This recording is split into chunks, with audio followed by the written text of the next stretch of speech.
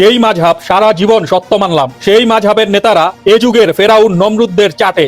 আর যেই মাযহাব সারা জীবন মিথ্যা মানলাম, সেই মাযহাবের লোকেরা ফেরাউন নমরুদের চোখে চোখ রেখে কথা বলে। আমি মাযহাবকে অস্বীকার করলাম, নবীর কোনো মাযহাব ছিল না, তিনি মুসলমান, না শিয়া ছিলেন না সুন্নি। হাদিস মোতাবেক মুসলিম উম্মার মধ্যে মোট ৭৩টি দল বা সম্প্রদায় সৃষ্টি হবে, একটা ঠিক, বাকিগুলো জাহান্নামে। নবী যেই দলগুলো তৈরি করেননি তার সবগুলো জাহান্নামে। মুসলমান এটাই একমাত্র সঠিক মাযহাব। একমত হলে লাইক, কমেন্টস এবং শেয়ার করে পাশে থাকার আহ্বান রইল। গঠনমূলক কমেন্টস করে আপনাদের মতামত জানিয়ে যাবেন। ধন্যবাদ। ইসরায়েল রিপোর্ট করেছে খামেনি মারা গেছেন। তবে ইরান কিন্তু যুদ্ধ শুরু হওয়ার আগেই ঘোষণা দিয়েছিলেন যে খামেনি যদি মারা যান তাহলে কে দায়িত্ব নিবে, তা ইতোমধ্যে তারা ঘোষণা করেছে। এর মানে যুদ্ধ থামবে না, যুদ্ধ চলবে। ইরানের যারা আরো নেতৃত্বে আছে তারা এগিয়ে আসবে এবং যুদ্ধ কন্টিনিউ করবে। ইরান এমন একটি জাতি, তারা খুব সাহসী জাতি, তারা ছাড়বে না যুদ্ধ। চলছে, চলবেই। বছর ৩ ধরে দুবাইতেই আছি, জায়গাগুলো ভালো মতোই চিনি। বুর্জ খলিফা, পাম জুমেরা, পাশের আবুধাবি। আরবদের পাপের টাকায় নির্মিত সব বিলাসবহুল অট্টালিকাগুলোতে আক্রমণ করছে ইরান। এই যুদ্ধ সপ্তাহ খানেক চললে ধ্বংস হয়ে যাবে দুবাইয়ের আমিরদের ও বিশ্বের অন্যান্য দেশের ধনীদের তৈরি সব প্রাসাদগুলো। যুদ্ধ পছন্দ না করলেও আরবদের পতনে ব্যথিত নই আমি। আমেরিকার পাঁচাটা গোলাম হিসেবে ইরানের পক্ষ থেকে একটি মিসাইল অ্যাটাক সৌদি আরবও প্রাপ্য।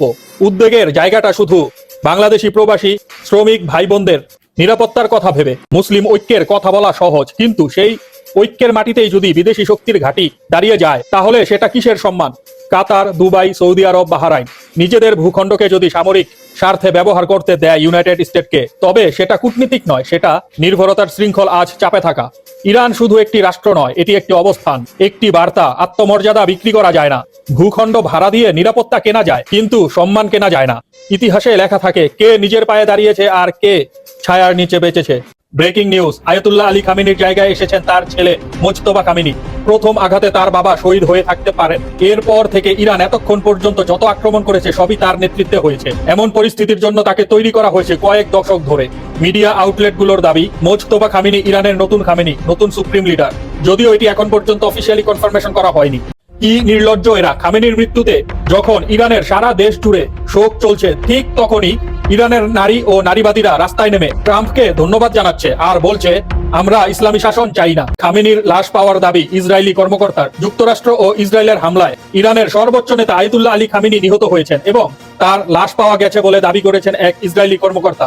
ইসরায়েলের চ্যানেল 12 জানায় প্রধানমন্ত্রী বেনিয়ামিন নেতানিয়াহুকে খামেনির লাশের ছবি দেখানো হয়েছে।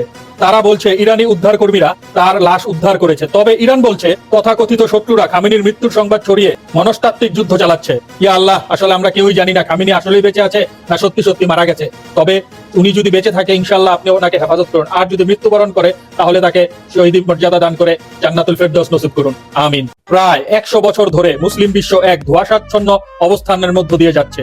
বাইরে থেকে স্বাধীন মনে হলেও ভেতরে ভেতরে এরা পরাধীন। তবে ভালো দিক হলো ডোনাল্ড ট্রাম্প মুসলিম বিশ্বকে এই অবস্থা থেকে বেরিয়ে আসতে বাধ্য করবে, যার পরিণতি হবে সরাসরি বর্ষতা শিকার, নয়তো প্রকৃত স্বাধীনতার পথে যাত্রা, বললেন ডক্টর নায়েফ বিন নাহার, কাতার বিশ্ববিদ্যালয়ের গবেষণা কেন্দ্রের পরিচালক।